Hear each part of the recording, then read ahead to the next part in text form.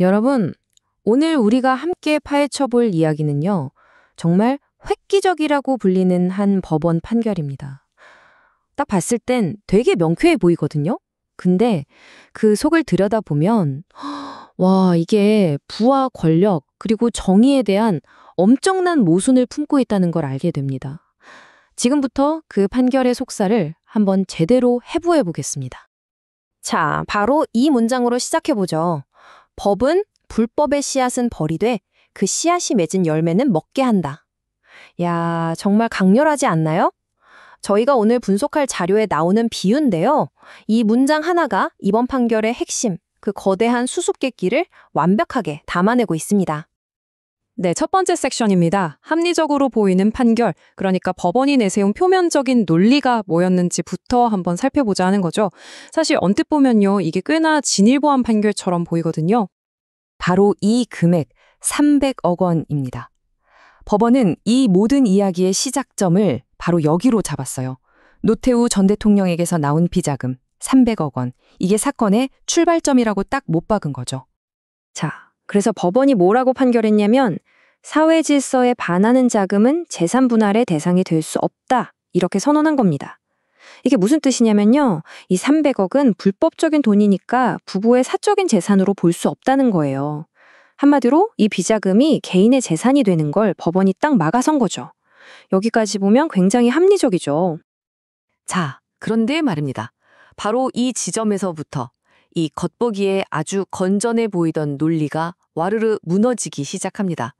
어떻게 거대한 모순으로 이어지는지 이제부터가 진짜 이야기입니다. 바로 이 질문이 나옵니다. 아니, 어떻게 원인은 불법인데 그 결과는 합법이 될 수 있는 거죠? 정말 이상하지 않나요? 저희가 분석하는 자료가 던지는 가장 핵심적인 질문이 바로 이겁니다. 시작점, 그 씨앗 자체가 무효라면 거기서 자라난 나무와 열매는 대체 어떻게 되는 걸까요? 자, 이 표를 한번 보세요. 이게 법원의 이중잣대를 아주 극명하게 보여줍니다. 왼쪽을 보면 원천이 된 300억 비자금은 불법이라고 판정했어요. 그런데 오른쪽, 그 돈으로 불어난 기업 자산이나 주식 같은 성장 결과는 어떻게 됐죠? 보호 대상으로 봤다는 겁니다. 씨앗은 썩었다고 버리면서 그 썩은 씨앗에서 자란 열매는 아주 달콤하고 합법적인 것이라고 인정한 셈이죠. 바로 이걸 두고 자료에서는 법적, 도덕적 이중성이라고 부르는 겁니다. 말이 좀 어렵나요?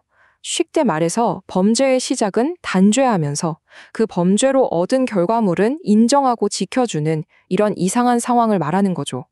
이건 정의를 적용하는 데 있어서 앞뒤가 전혀 안 맞는 아주 깊은 비일관성이라고 할 수 있습니다. 자, 이런 모순은 결국 훨씬 더 근본적인 질문으로 우리를 이끌고 갑니다. 그래서 이 돈은 대체 누구 거냐? 만약에 법원 말대로 이 돈이 부부의 것이 아니라면 그럼 도대체 누구의 것이 되어야 하는 걸까요? 저희가 보는 자료에서는요. 법원이 갔어야 할 다른 길을 이렇게 제시합니다. 한번 따라가 볼까요? 1단계. 이 자금은 공적인 부패에서 나왔다. 그쵸? 2단계. 그렇다면 이건 사유재산이 아니다. 여기까지도 법원이 인정한 부분입니다. 그럼 3단계는 뭘까요? 바로 국가에 속한다는 결론이 나옵니다. 그렇다면 마지막 4단계는 법원은 당연히 국가로의 환수를 명령했어야 했다는 거죠. 아주 논리적인 흐름 아닙니까? 와, 이 문장 좀 보세요. 그 자금은 가족의 돈이 아니라 국가의 상처다. 이 한 문장이 이 사건의 프레임을 완전히 바꿔버립니다.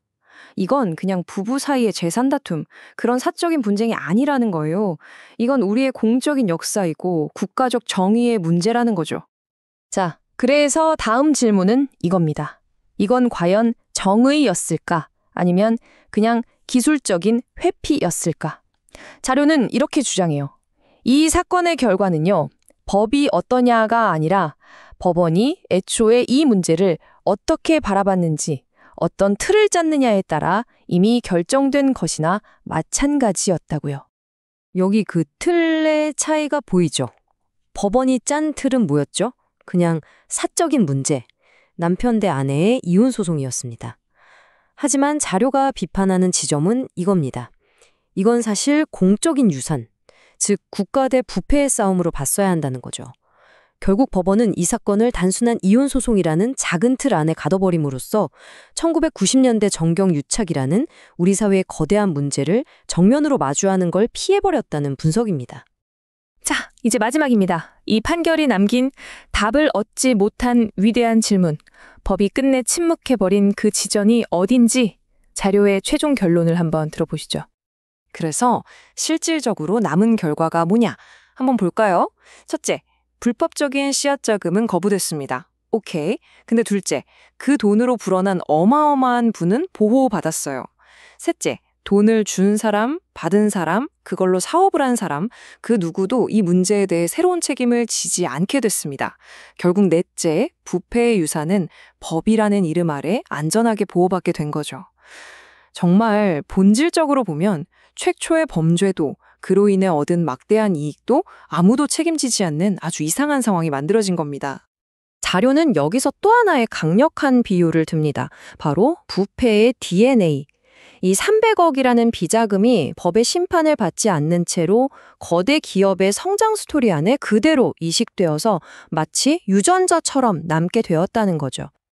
그리고 이것이 이 분석의 최종적인 고발입니다. 정의의 결여가 정의의 언어로 말해질 때 정말 무서운 말이죠. 법원이 법이라는 정의의 언어를 사용했지만 그 목적이 진짜 정의를 실현하기 위한 게 아니라 오히려 이 부당한 현재 상태를 그대로 유지하기 위한 것이었다는 아주 날카로운 비판입니다. 결국 이 위대한 질문이 남습니다. 불법으로 자라난 자본이 어느새 합법이라는 옷을 떡하니 입고 있을 때 과연 그 불을 정의롭게 다시 거둬들일 방법은 있는 걸까요? 법원은 이 질문에 끝내 답하지 않았습니다. 침묵했죠. 그리고 저희가 분석한 자료에 따르면 바로 그 침묵이야말로 이번 판결 전체에서 가장 부당하고 가장 뼈아픈 부분이라고 지적합니다. 여러분의 생각은 어떠신가요? 그래서 가장